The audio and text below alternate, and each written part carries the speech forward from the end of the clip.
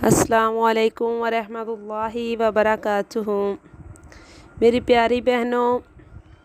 حضرت علی بن ابی طالب رضی اللہ تعالیٰ عنہ نے حضور صلی اللہ علیہ وآلہ وسلم کا ارشاد نقل فرمایا ہے کہ فاتحہ، یہ آیت الکرسی اور آل عمران کی 2 آیتیں، شاہد اللہ انہ لا الہ الا ہوا اور قل اللہم مالک الملک تؤتی الملک من تشاء وترزق من تشاء بغیر حساب تک متعلق ہے کہ ان کے اور اللہ کے بزرگ برتر کے درمیان کوئی حجاب نہیں۔ جب اللہ تعالیٰ نے ان کو نازل فرمانے کا ارادہ فرمایا تو عرش سے لپٹ گئی اور کہنے لگی، اے ہمارے رب، آپ ہم کو اپنی زمین کی طرف اور ان لوگوں کی طرف اتارتے ہیں جو آپ کی نافرمانی کریں گے۔ اللہ پاک نے ارشاد فرمایا، میری عزت و جلال کی قسم، میرے بندوں میں سے کوئی ہر نماز کے بعد تم کو نہیں پڑے گا مگر جنت اس کا ٹھکانہ بنا دوں گا۔ وہ جس حالت میں بھی ہو، خضیر القدس میں اس کو آباد کروں گا اور اپنی پوشیدہ نظر سے اس کو ہر دن 70 مرتبہ نظر کروں گا۔ ہر دن 70 حاجتیں پوری کروں گا جن میں ادنی حاجت مغفرت ہے، اور ہر دشمن سے اس کو پناہ دوں گا اور اس سے اس کی مدد کروں گا، اور اس کو جنت میں داخل ہونے سے موت کے علاوہ کوئی چیز منع نہیں ہوگی۔ حضرت معاذ رضی اللہ تعالیٰ عنہ نے فرمایا کہ میں نے رسول صلی اللہ علیہ وآلہ وسلم کو فرماتے سنا، جو شخص فجر کے بعد اور عصر کے بعد 3 مرتبہ استغفر اللہ الذی لا الہ الا هو الحی القیوم واتوب الیہ، اللہ سے مغفرت طلب کرتا ہوں جس کے علاوہ کوئی معبود نہیں،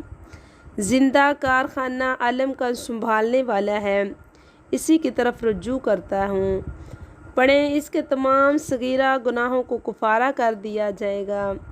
اگرچہ سمندر کی جا کے برابر ہی کیوں نہ ہو۔ جو شخص فجر اور عصر کے بعد اس کو پڑھے گا، انشاءاللہ تعالی اللہ تعالیٰ اس بندے کے جا کے برابر بھی گناہ ہوں گے تو اللہ تعالیٰ معاف فرما دے گا۔ حضرت ابو ذر رضی اللہ تعالیٰ عنہ سے روایت ہے کہ حضور صلی اللہ علیہ وآلہ وسلم سفر میں نماز فجر پڑھ کر بلند آواز سے، حتیٰ کہ صحابہ کرام رضوان اللہ علیہم اجمعین بھی سن لیتے تھے، یہ دعا 3 مرتبہ پڑھتے تھے، اللہم اصلح لی دین الذی جعلتہ عصمۃ امری، اللہم اصلح لی دنیای التی جعلت فیہا معاشی، اے اللہ میرا دین سنوار دے جس کو تو نے میرے ہر کام کی پشت پناہ بنایا ہے، اللہ میری دنیا بھی سدھار دے جس پہ تو نے میری معاش مقرر کی ہے۔ اور پھر 3 مرتبہ یہ پڑھتے تھے، اللہم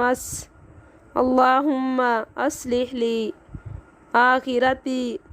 التی جعلت الیہا مرجعی، اے اللہ میرے آخرت کو درست فرما دے جس کی طرف تو نے میرا لوٹنا مقرر فرمایا ہے۔ اور 3 مرتبہ پھر یہ پڑھتے تھے، اللہم انی اعوذ برضاک من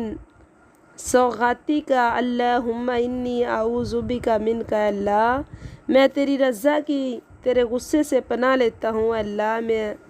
میں تیری تجھ سے پناہ لیتا ہوں۔ اور یہ پڑھتے تھے۔ انشاءاللہ تعالی ہم سب کو اس پر عمل کرنے کی توفیق عطا فرمائے، آمین ثم آمین۔ ویڈیو اچھی لگے تو لائک کریں اور سبسکرائب کرنا نہ بھولیں۔ جزاک اللہ۔